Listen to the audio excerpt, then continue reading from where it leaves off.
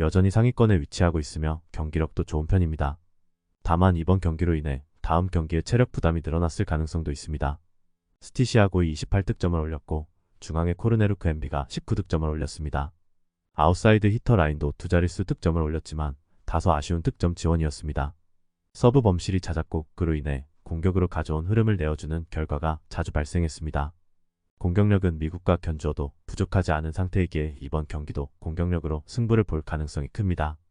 8강으로 가는 길이 어느 정도 보이고 있는 상태. 도미니카를 잡아낸 경기에서는 아웃사이드 히터 포지션에 출전한 선수들이 활약했습니다. 스트리고트 OH와 오트만 OH 38득점을 합작했습니다. 아포지 포지션에 출전한 알스마이어 OH는 많은 공격 시도에도 두 자릿수 득점을 가져오지 못했습니다. 미들 블로커들의 득점 지원도 만족스럽지 않았습니다. 서브가 강력하다는 평가를 갖고 있으나 그 서브의 흐름을 가져갈 수 있는 공격력도 뒷받침이 되어야 합니다. 폴란드의 우세가 예상되는 경기. 독일은 도미니카를 상대로 승리했지만 공격의 밸런스가 깨져 있는 상태. 폴란드는 미국에게 패했음에도 좋은 경기력과 공격력을 보여주었다. 폴란드의 체력 이슈는 큰 영향을 주지 못할 것으로 보이며 폴란드가 31 내지 30으로 승리할 것으로 예상합니다.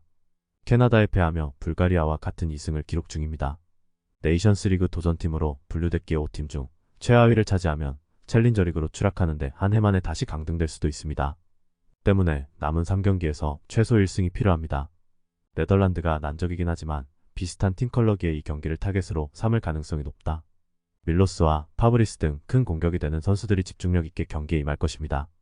태국을 잡고 8강을 향한 여정을 시작했습니다.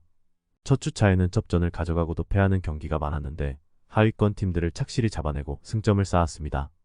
이번 대회 내내 에이스 역할을 해주는 놀레마를 비롯해 달데롯과 플락 등이 타점을 살려 득점을 잘 만들고 있습니다. 네덜란드의 승리를 봅니다.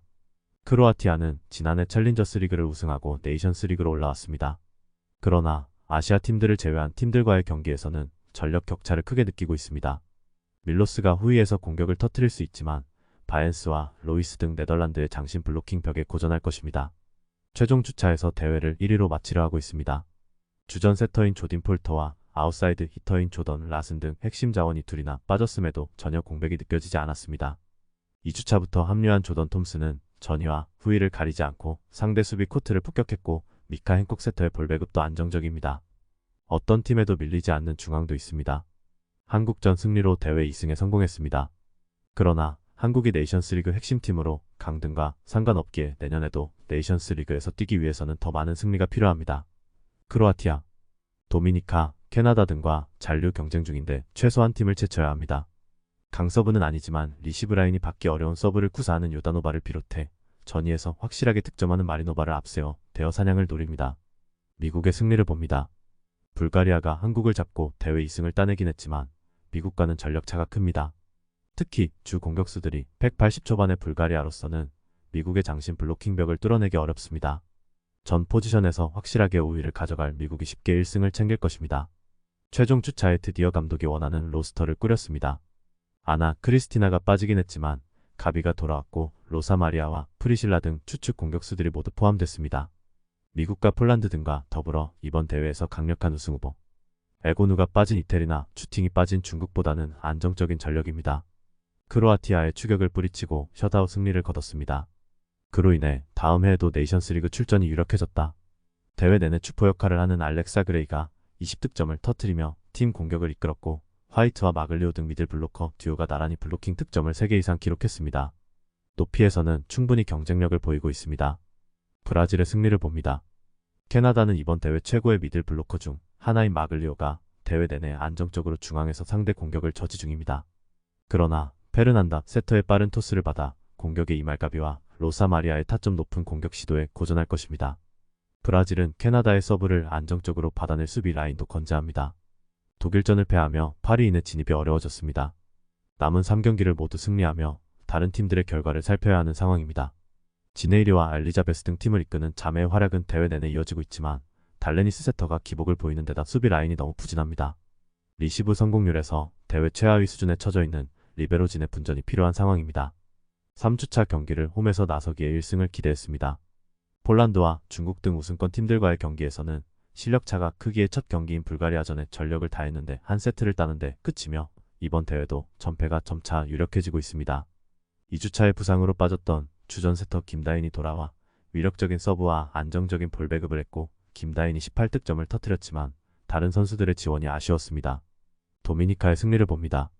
한국은 홈에서 가장 할만한 상대를 만났음에도 경기의 흐름을 바꾸는 모습이 전혀 나오지 않았습니다.